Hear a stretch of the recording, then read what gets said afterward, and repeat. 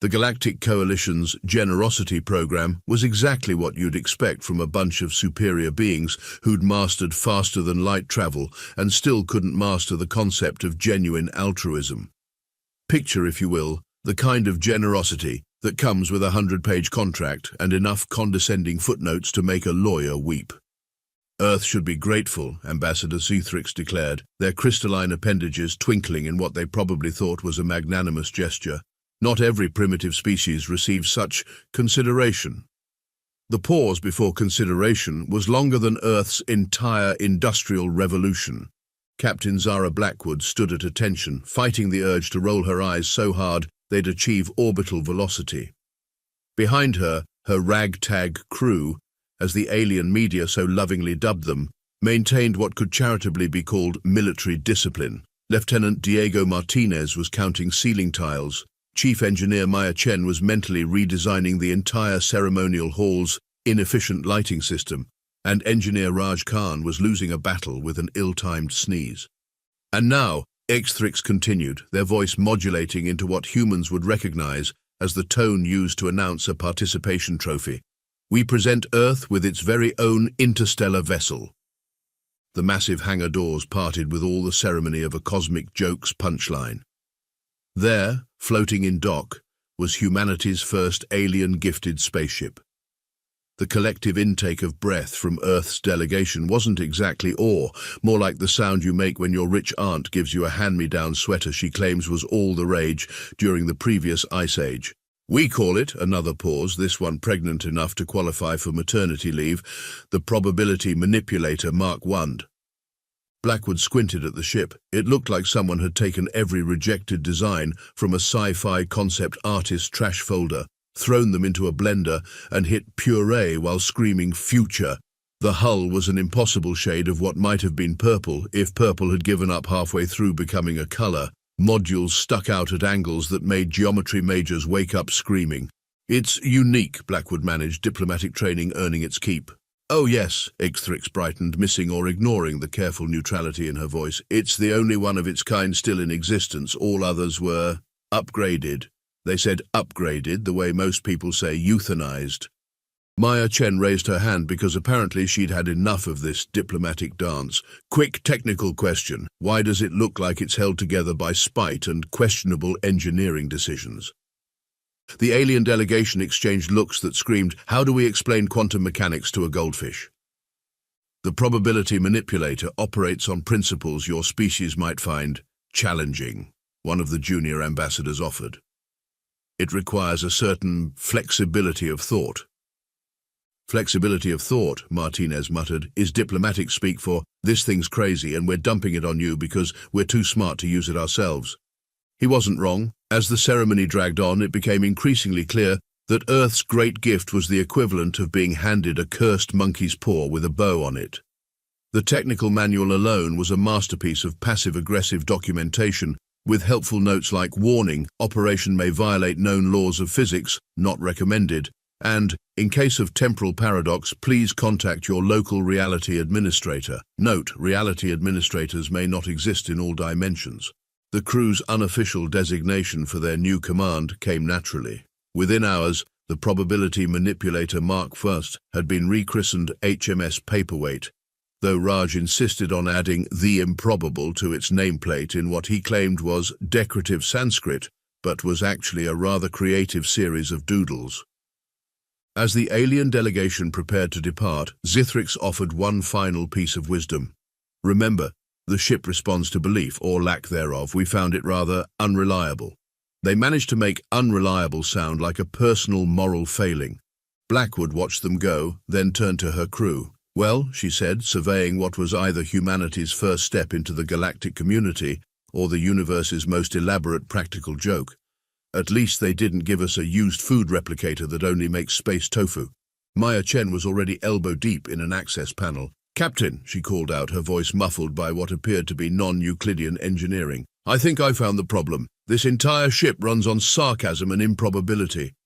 Blackwood looked at her crew, a collection of misfits who'd made careers out of doing the impossible while complaining about it, and smiled. Well then, she said, I guess they gave it to exactly the right species. The HMS Paperweight hummed in what might have been agreement or possibly indigestion. It was going to be an interesting mission. All right, let's see what this heap of exotic matter can do, Maya Chen announced, spreading the technical manual across the engineering console. The manual promptly rearranged itself into what appeared to be a Mobius strip of passive-aggressive footnotes. According to this, she squinted at text that seemed to be reading itself. The probability manipulation drive operates by... Wait, this can't be right. She turned the manual sideways. It operates by harnessing the quantum uncertainty of belief systems to generate localized reality distortions. In English? Blackwood asked, leaning against a bulkhead that felt suspiciously like it was trying to solve differential equations. It runs on bullshit, Martinez offered helpfully from his station. Really advanced, scientifically proven bullshit. The ship's systems chose that moment to display a series of equations that looked like someone had challenged a mathematician to write poetry while drunk.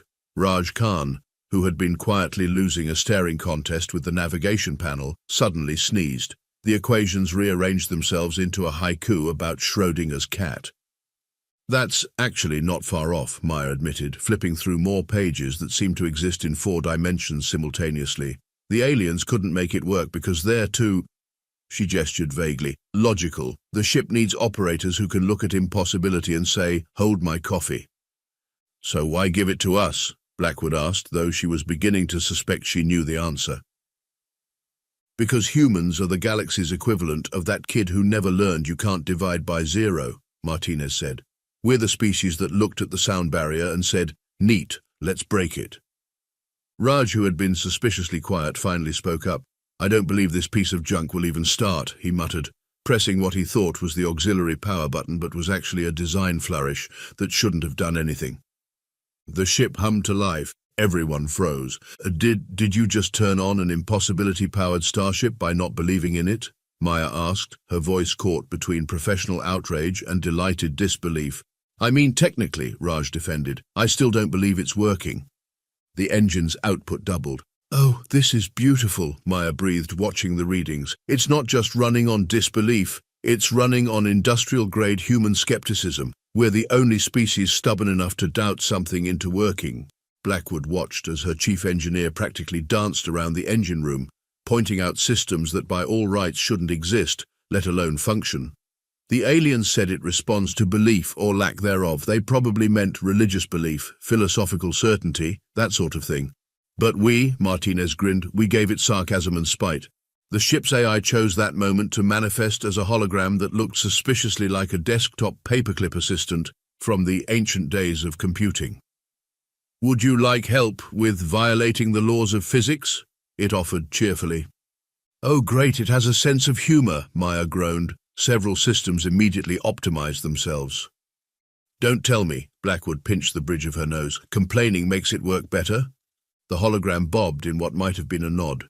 Previous operators attempted to achieve results through meditation, mathematical proofs, and unified field theories. You achieve better results in 5 minutes by being collectively done with this nonsense. So what you're saying, Raj summarized, while absently typing commands that should have been impossible, is that we're the first crew to treat you like the cosmic joke you are, and that's exactly what you needed. The ship's lights flickered in what could only be described as a chuckle. Humans have a unique ability to simultaneously believe something is completely ridiculous and absolutely worth trying anyway. Do you know any other species that would look at a ship powered by improbability and say, yeah, that tracks? Maya was now deep in the ship's core systems, muttering increasingly creative profanity as she discovered new impossibilities. Each curse seemed to unlock another feature. Captain, she called out, I think I just found the faster-than-light drive. It runs on dramatic timing and narrative convenience. Of course it does, Blackwood sighed, feeling a headache that somehow solved 3 of the ship's pending maintenance issues. Because why would we get normal alien technology when we could get the one piece of equipment in the galaxy that runs on genre awareness? The ship practically purred. Right, Blackwood straightened, addressing her crew. It seems we've been given a ship that turns our greatest weaknesses, skepticism, sarcasm, and a complete disregard for impossibility, into our greatest strengths. The aliens thought they were dumping their most useless technology on us. Instead, Martinez finished, they gave us exactly what we needed, a ship that works better the more we treat it like a bad science fiction plot.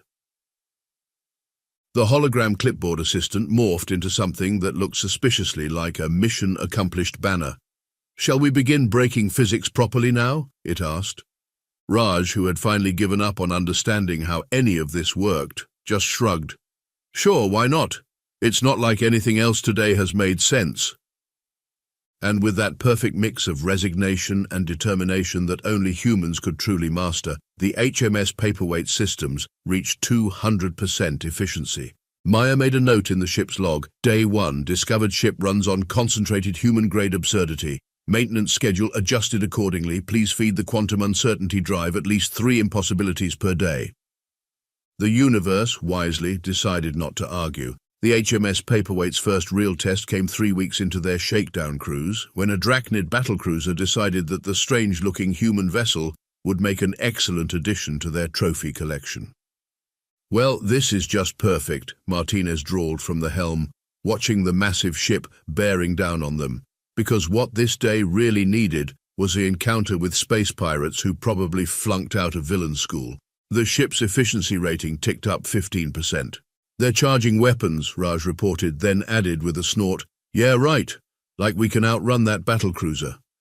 The paperweight's engine suddenly engaged with a sound like reality hitting its funny bone.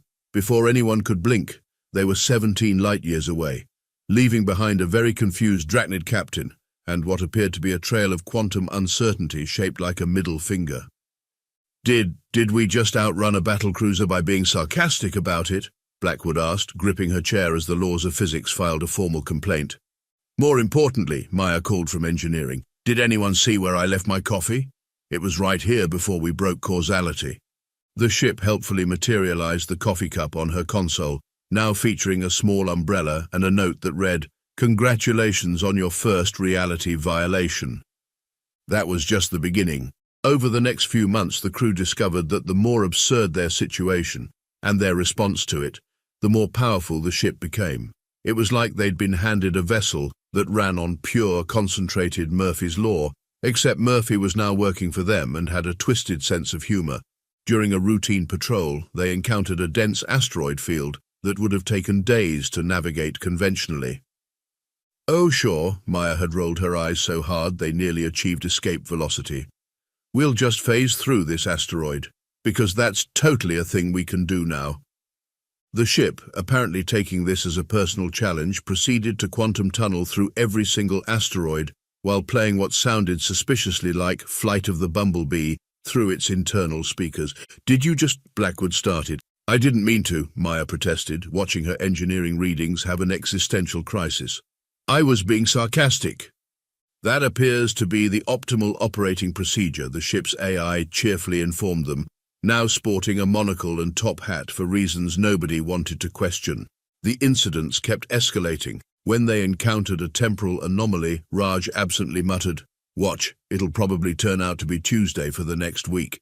They ended up experiencing 7 consecutive Tuesdays, complete with matching cafeteria menus. During a first contact situation, Martinez quipped, "I bet they speak perfect English," only to discover that the alien species somehow knew every Earth language, including 3 that hadn't been invented yet, and one that only existed in a particularly obscure science fiction novel. But it was during their encounter with the quantum singularity that things got really weird. "That's a black hole," Blackwood stated flatly, staring at the swirling vortex of doom on their main screen. "Thank you, Captain Obvious," Maya replied, her sarcasm levels reaching critical mass. "I couldn't tell from the way it's eating light and spitting out Hawking radiation like a cosmic toddler with spaghetti." Several of the ship's systems suddenly optimized themselves. "We could try going around it," Raj suggested. "Or," Martinez added with the kind of grin that made physics professors wake up in cold sweats, "we could just tell the laws of physics they're not our supervisor and go straight through." The ship actually giggled. "That's not—" Maya began, then stopped as she watched her instruments start doing impossible things.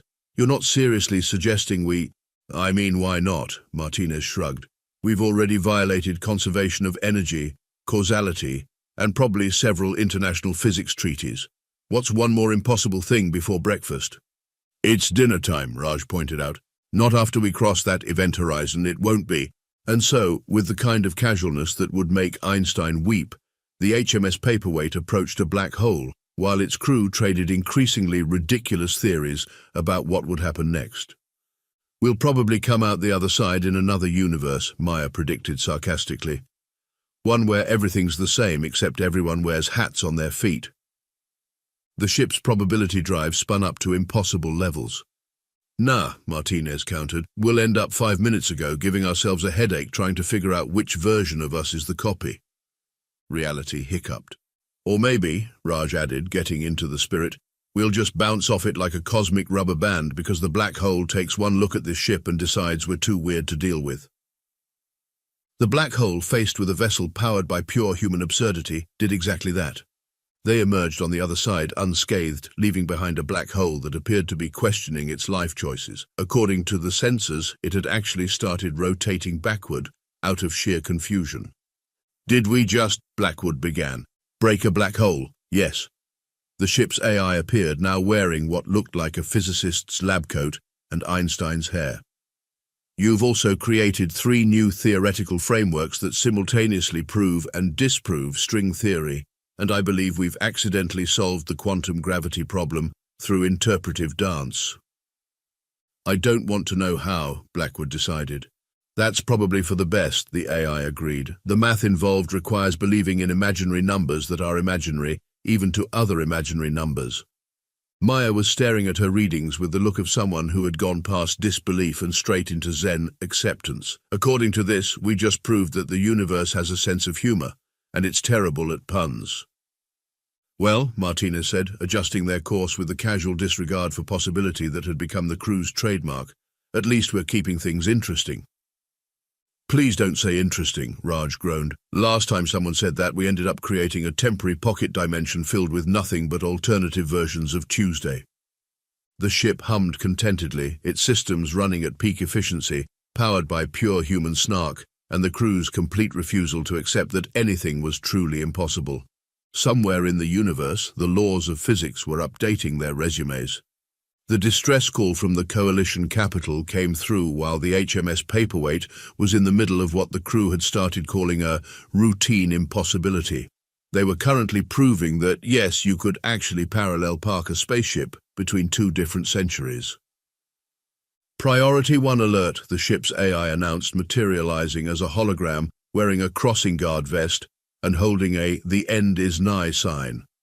The coalition capital is under attack from the largest pirate fleet ever assembled. Of course it is, Blackwood sighed, watching as their carefully maintained temporal parking job unraveled.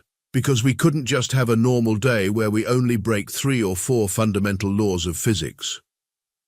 The situation was dire. The Drachnid pirates, apparently tired of failing individually, had decided to fail spectacularly as a group.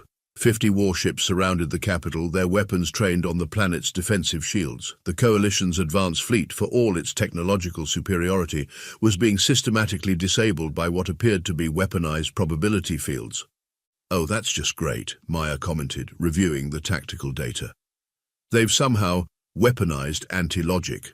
The coalition ships are too advanced to handle weapons that run on pure nonsense.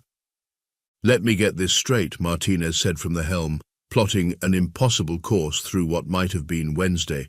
We're literally the only ship that can help, because we're too ridiculous to be affected by their ridiculousness. That appears to be correct, the AI confirmed, its sign now reading irony in progress. Oh great, just us against 50 ships, typical Tuesday. Raj's casual comment caused several reality sensors to spike. The universe, apparently deciding that this was indeed going to be a Tuesday, promptly rearranged its calendar. Did you just, Blackwood started, make it literally a typical Tuesday? Yes, he did, Maya confirmed, watching her instruments try to graph a temporal loop in crayon. And according to these readings, it's going to stay Tuesday until we resolve this situation. Because of course it is. The Paperweight dropped out of whatever space was this week directly in front of the pirate fleet. 50 ships worth of pirates turned to stare at what appeared to be the cosmic equivalent of a joke ship showing up to a battleship convention. They're hailing us, Raj reported. The message says, surrender or be destroyed in 12 languages, including 3 they made up just to be extra threatening. That's cute, Blackwood replied, then hit the comm switch. This is Captain Blackwood of the HMS Paperweight. We're here to stop you, despite having absolutely no logical way to do so. The pirate leader's laughter boomed through the speakers. One ship against our fleet? What could you possibly do? Martinez grinned the grin of someone about to do something monumentally stupid. Probably something impossible. Almost certainly catastrophic, Maya added.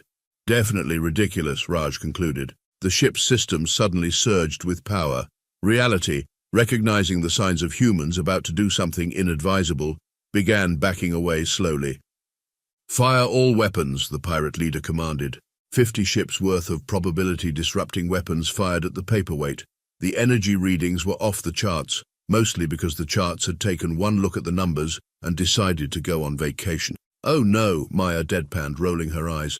Whatever shall we do against these overwhelming odds? It's not like we can just reflect all their shots back at them with a mirror made of condensed irony. The ship, taking this wonderful suggestion, proceeded to do exactly that. A shield of what appeared to be crystallized sarcasm materialized around them, catching the incoming fire and sending it back with a spin that somehow made the energy more judgmental. 20 ships immediately lost power, their systems apparently too embarrassed to continue functioning. They're coming about for another attack run, Raj reported, then added with a snort, because that worked so well the first time. Reality hiccuped, and suddenly the remaining ships found their weapon systems replaced with what appeared to be bubble guns and strongly worded letters. This is impossible, the pirate leader screamed over the comm. Technically, Martinez replied, impossible is our specialty. Also, your fleet is now flying backward through time. Might want to check on that. Indeed, half the pirate fleet was now experiencing time in reverse, their crews watching yesterday's breakfast undigest itself. Should we finish this? Blackwood asked her crew, watching as the pirates tried desperately to coordinate an attack between ships, experiencing time in 3 different directions. Well, Maya drawled, we could always try that thing we theoretically can't do, where we create a localized field of concentrated probability collapse that makes their ships forget how to ship. The paperweight's AI appeared wearing a referee uniform. That would violate approximately 147 laws of physics. Only 147? Martinez asked. We're slacking. What happened next would later be described in coalition scientific journals as a series of events that made casualty cry. The HMS Paperweight, powered by the combined snark of its crew and their complete disregard for possibility, created a field of pure improbability. The pirate fleet found itself experiencing what could only be described as an existential crisis at the ship level. Vessels began transforming into abstract art installations. Some turned inside out, a few achieved enlightenment and decided to become space monasteries. The pirate leader's flagship turned into a giant rubber duck. Well, Blackwood observed as the last of the pirates either surrendered or evolved into higher forms of consciousness. I guess that takes care of that. And it's still Tuesday, Raj noted, checking the chronometers. A very typical Tuesday, just like I said. The coalition capital erupted in celebrations. Their most advanced ships had failed. Their best technologies had proven useless, and they had been saved by a ship that operated on principles their finest scientists considered somewhere between impossible and insulting. As the cleanup began, Ambassador Zuthrix approached their ship, their crystalline appendages twitching with what might have been nervousness. We may have underestimated humanity's potential when we gave you this vessel. Oh, really? Maya asked, her voice dripping with enough sarcasm to power the ship for a week. You mean when you gave us your junk ship that only works by breaking reality, you didn't expect us to be good at breaking reality? I'm shocked, truly shocked. Several nearby ships spontaneously developed faster-than-light capabilities just from the residual effect of her words. Perhaps, Zuthrix admitted, we should discuss upgrading your status in the coalition. Let me guess, Martinez called out, we're now officially classified as too weird to risk annoying. The ambassador's silence was answer enough. Well, Blackwood concluded, watching as her crew's casual dismissal of possibility continued to rewrite the local laws of physics. At least it's been an interesting Tuesday. Please stop saying interesting, Raj groaned. We're still dealing with the pocket dimension of alternative Tuesdays from last time. The HMS Paperweight hummed contentedly, its systems running at peak efficiency on pure human-grade absurdity and the universe's grudging admission that sometimes the best way to handle impossibility was to just roll with it. Reality wisely decided to take the rest of the day off. It was, after all, going to be Tuesday for a while. The Coalition's Emergency Scientific Summit was in its third hour of trying to understand exactly how humanity had corrupted probability itself. The presentation hall was packed with the galaxy's finest minds, all attempting to grasp how a species that had barely mastered fusion power had managed to turn their joke of a gift into the most powerful ship in known space. "But it doesn't make sense," Professor Zilax wailed, their tentacles tangled in what appeared to be a nervous breakdown. "They're treating fundamental forces of the universe like suggestions." Ambassador Zethrix watched the HMS Paperweight through the station's observation window, where it sat innocently in its docking bay, occasionally hiccuping small paradoxes into existence. "We gave them a ship that runs on improbability," they muttered, and failed to consider that humans treat improbability as a personal challenge. "The crew just requested maintenance supplies," another scientist announced, checking their datapad. "They've listed duct tape, wishful thinking, and a sense of dramatic timing as essential materials. And the worst part," Zethrix continued, their crystalline form clouding with worry, "is that they're spreading. Other human crews are starting to show the same tendencies." Indeed, reports were flooding in from across Coalition space. Human ships, even conventional ones, were beginning to exhibit strange behaviors. It seemed that once humans discovered that reality was more of a polite suggestion than a hard rule, they'd taken to it like quantum ducks to probabilistic water.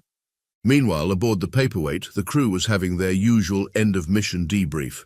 "So," Blackwood reviewed her notes, "this week we've managed to rewrite probability, save the Coalition capital, make it permanently Tuesday in 3 different sectors, and somehow teach the ship's AI to play jazz."